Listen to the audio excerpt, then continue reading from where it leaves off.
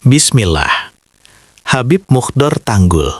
Lagi dan lagi, ceramah menabrak akidah. Datuknya dapat sorban dari Nabi Muhammad SAW dalam keadaan terjaga, tidak tertidur atau mimpi. Astagfirullah. Gini amat, Bib, pengen dianggap hebat. Video kontroversial Muhdar Al-Hamid atau yang akrab disapa Habib Mukhdar tengah beredar luas dan viral.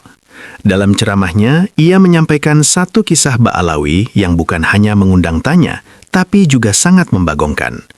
Bahkan bila ditelaah lebih dalam, kisah dalam ceramah itu telah menabrak batas akidah. Berikut cuplikan videonya. Habib Saleh bin Muhsin Al-Hamid ini diperintahkan oleh Habib Abu Bakar bin Muhammad As-Segaf untuk mandi di kamar mandi yang khusus. Kemudian setelah Habib Saleh ini mandi,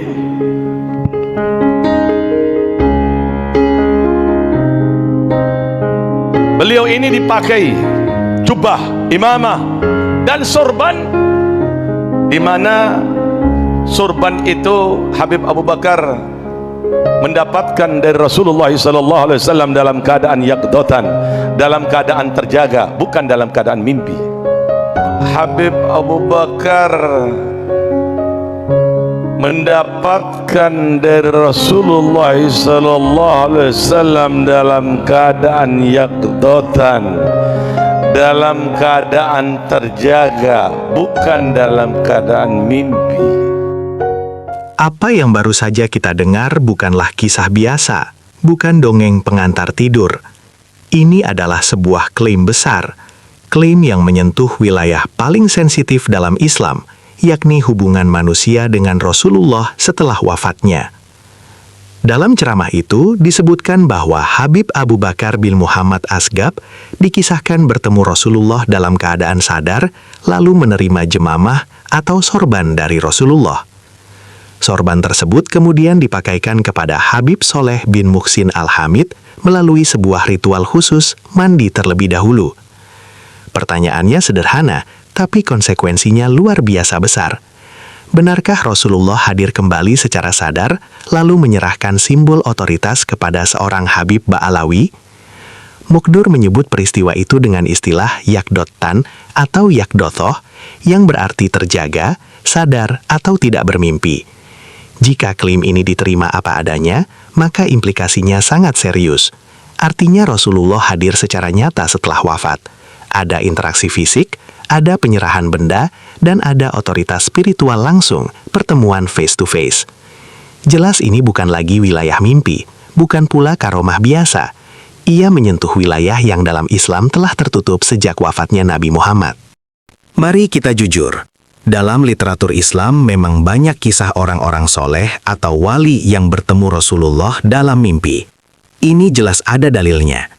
Rasulullah bersabda, "Barang siapa melihatku dalam mimpi, sungguh ia telah melihatku, karena setan tidak bisa menyerupaiku." Hadis ini diriwayatkan oleh Imam Bukhari dan Imam Muslim. Namun klaim bertemu Nabi dalam keadaan sadar setelah wafatnya, sebagaimana diceritakan Mukhdar, tidak memiliki satupun riwayat yang sahih, baik dari para sahabat, tabi'in, maupun generasi ulama setelahnya. Bahkan, Abu Bakar, Umar, Utsman, Ali, Aisyah, Hasan, dan Hussein. Tidak satupun ada riwayat yang menyebutkan bahwa Rasulullah pernah datang kembali menemui mereka secara sadar setelah wafatnya. Padahal dibandingkan Habib Ba'alawi, merekalah orang-orang paling mulia, paling dekat, dan paling dirindukan oleh Rasulullah. Sekarang mari kita berhenti sejenak, lalu menarik nafas perlahan. Mari kita ingat Fatimah Az-Zahra, putri kesayangan Rasulullah. Bahkan beliau bersabda, "Fatimah adalah bagian dari diriku."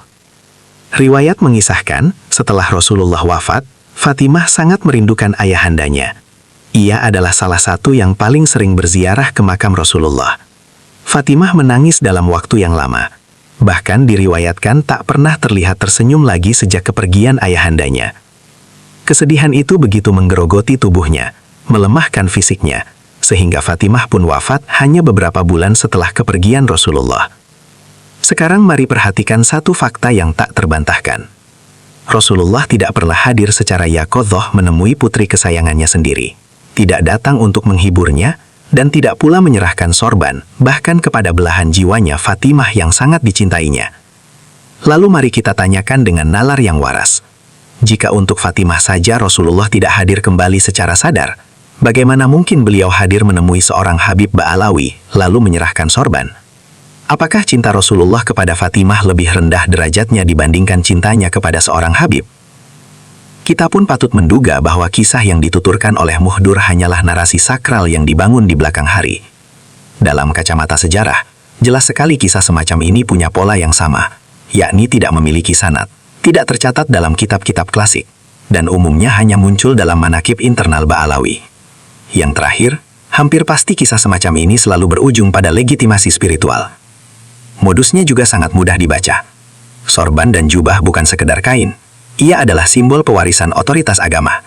Melalui kisah ini, sosok Habib Abu Bakar bin Muhammad Asgab diceritakan sebagai wali dengan makom luar biasa tinggi, seolah memiliki jalur langsung dengan Rasulullah. Sekali lagi mari kita sama-sama berpikir waras.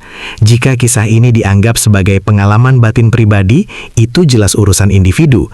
Namun jika kisah ini dijadikan sebagai klaim keistimewaan, alat legitimasi spiritual, atau pembenaran nasab dan hierarkinya, maka tidak ada kompromi lagi. Klaim semacam ini harus tegas kita tolak.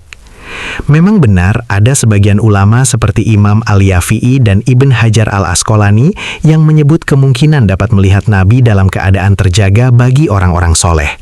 Namun, mayoritas ulama menegaskan pertemuan tersebut bukanlah pertemuan secara fisik jasmani, bukan seperti Nabi hidup kembali, dan bukan sampai menyerahkan benda seperti jubah atau sorban. Yang dimaksud hanyalah penglihatan spiritual, kasab atau pengalaman batin, bukan kehadiran Rasulullah secara nyata di dunia. Karena itulah, kisah yang disampaikan Muhdur ini tidak dapat dibenarkan, dan bila dipercaya mentah-mentah, berpotensi menyeret pada kesesatan dan kemusyrikan. Terima kasih banyak atas waktunya. Tulis komentar, jangan lupa like and subscribe channel ini. Semoga kita semua masuk surga Allah. Amin. Alhamdulillah.